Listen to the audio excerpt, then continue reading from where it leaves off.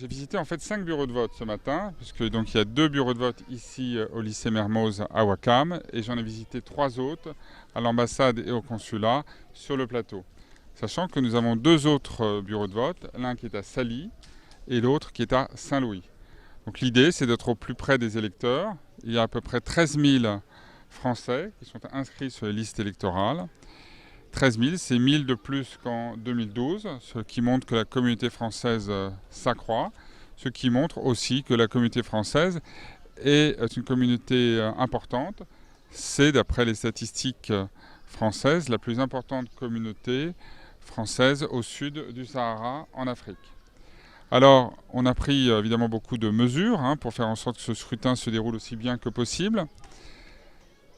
Parce que c'est un grand rendez-vous démocratique, c'est le grand moment où on peut choisir le président et avec le président le programme pour 5 ans. Alors pour ce grand rendez-vous démocratique, nous avons travaillé étroitement avec la police et la gendarmerie sénégalaise pour assurer le maximum de sécurité, avec en plus aussi l'aide de sociétés de sécurité privées. Puis nous avons également veillé à ce qu'il y ait une bonne organisation interne. Pour cela, depuis plusieurs mois, le consulat général s'occupe activement de cette préparation. Et puis, nous avons pu compter aussi sur beaucoup de bénévoles. Parce que les présidents de vote de bureau sont bénévoles, les assesseurs sont bénévoles, les secrétaires sont bénévoles, et tous ceux qui s'occupent de l'organisation aussi.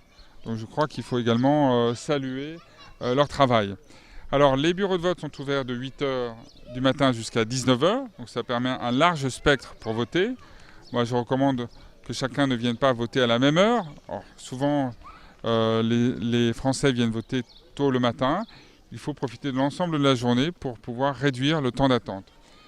Et voilà donc un dispositif qui me semble assez opérationnel et qui permet donc à chaque Français de faire son devoir civique, participer à cette grande élection présidentielle.